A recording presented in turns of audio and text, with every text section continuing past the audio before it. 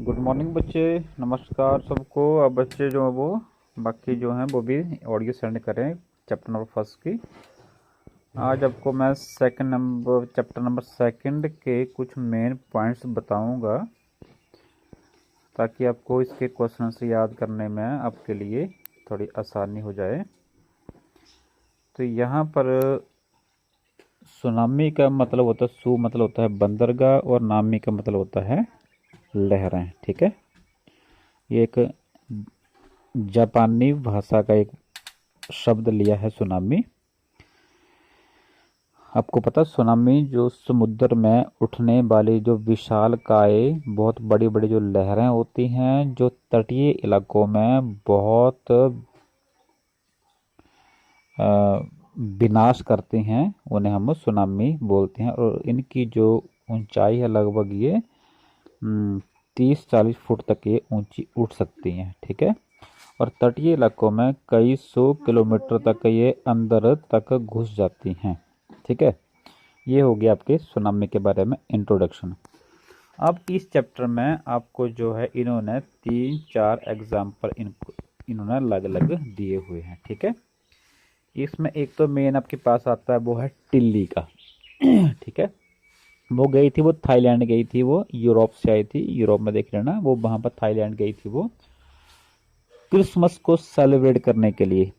क्योंकि वो यूरोप मतलब आपको पता ना, यूरोप जो कंट्री है वहाँ का उनका जो मेन जो उनका रिलीजन है, धर्म है, वो है ईसाई हैं। और ईसाइयों का जो मुख्य त्यौहार होता है वो होता है क्रिसमस होता है। और ये कब मनाया जाता है? ये मनाया जाता है 25 दिसंबर को।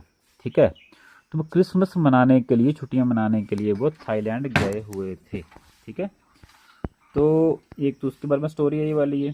तो पहला क्वेश्चन आपके लिए बनता है कि वो थाईलैंड क्यों गए थे? तो वो क्रिसमस को सेलिब्रेट करने के लिए गए थे।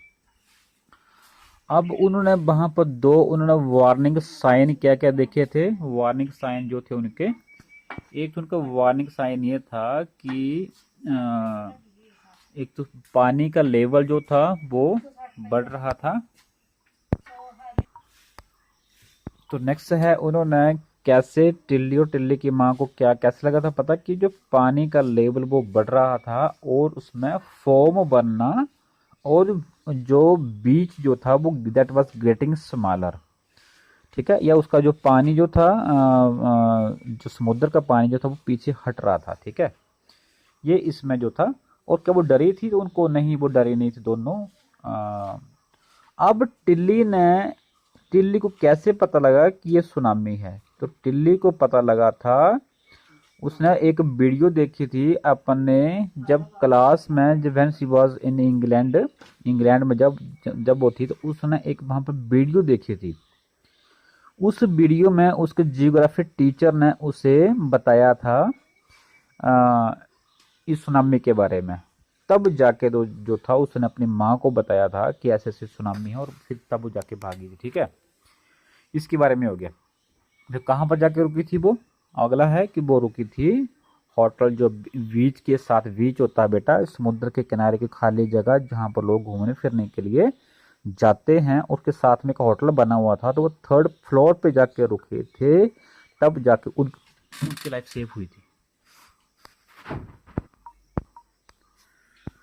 दूसरी यहाँ पर जो मेन उन्होंने बात की है वो की है संजीव के बारे में। तो संजीव जो था वो एक पुलिस में था। तो वो भी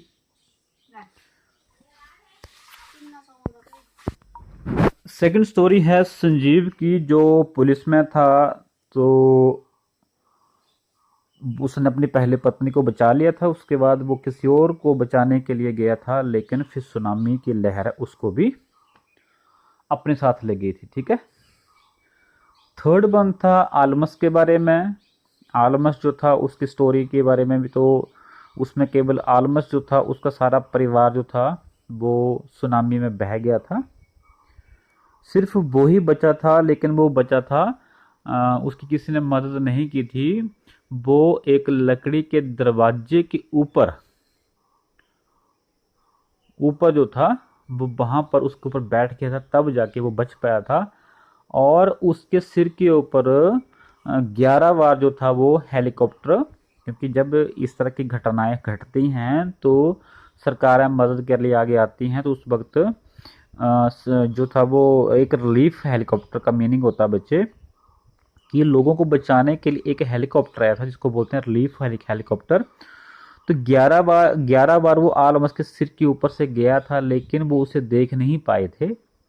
फिर अचानक जो था वो लहरें ही उस दरवाजे को, वो उसने एक लहर जो थी आई थी और वो किनारे पर उस वुड को, दरवाजे को वो लगा गई थी, तब जाके आलमस बच पाया था। ठीक है, ये तो हो गया आपका मेन इंसिडेंट। और एक स्टोरी है आपकी इग्निसिस के बारे में, जो कि एक बैंक मैनेजर था। और एक क्वेश्चन यहाँ पर और आता है मेघना के बारे में। एक मेघना लड़की है, तो मेघना की जो उम्र है वो थी 13 ईयर्स ओल्ड थी वो। ठीक है, ये कुछ एक स्टोरीज हैं इसके बारे में। अलग अलग इन्होंने आपको एग्जाम्पल देके बताया हुआ है कि ये जो सुनामी होती है कितनी खतरनाक होती है।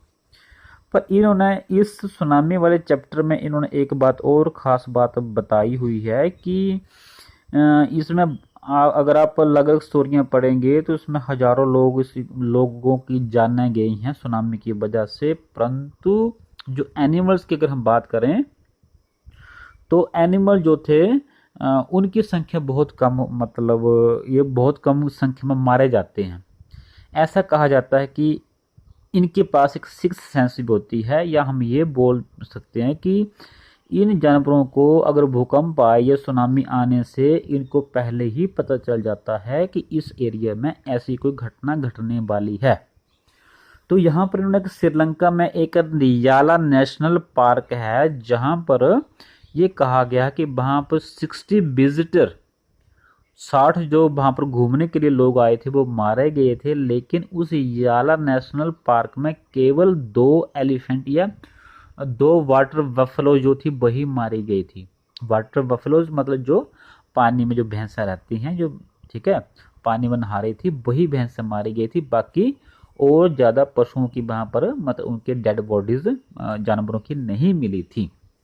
तो क्या करते हैं, जब इन जानवरों को पहले ही पता चल जाता है और जब इनको पता लगता है तो ये जो आपका जो हायर जो आपके जगहें होती हैं, जो ऊंची जगहों पर ये जाने लगते हैं। तो इन्होंने एक एग्जाम्पल और दिया है कि श्रीलंकन वहाँ पर एक कोई आदमी था जो अपने डॉगिस को लेकर बाहर डेली घूमने के लिए जाता था। तो जिस दिन सुनामी आनी थी उस दिन जो था वो जो उन डॉग्स ने वो बाहर जाने के लिए वो मना किया था, वो नहीं गए थे। और जिसकी वजह से वो श्रीलंकन जो फैमिली जो थी उन डॉग्स की वजह से बच पाई थी। ठीक है, तो ये था आपके लिए, आपको थोड़ा ब्रीफ में थोड़ा इसके बारे में इंट्रोडक्शन दे दी है। अब आपको ये क्वेश्चन आंसर को लर्न करने हैं, आपके लिए इजी रहेगा और आप इनको जरूर याद करें। पेपर बहुत नज़दीक आ रहे हैं और बेटा पेपर कैसा भी आ सकता है, फिर ये एक्सक्यूज़ नहीं रहेगा कि हमें नहीं पढ़ाया गया है। ठीक है बच्चे, इस ऑडियो को सुनिए आप, और आपको जो वो सब कुछ सारे क्वेश्चन जो आपको समझ आ जाएंगे। ओके बेटा, ठीक है, घर में रहिए, सेफ रहिए, और अपना कोई फ्रेंड्स वगैरह है बच्चे, कोई रिलेटिव वगैरह है, उनको भी आप ये ऑडियो वीडियो सेंड कर दिया करो ताकि सभी बच्चों का भला हो जाए। ठीक है बच्चे, थैंक यू सो मच।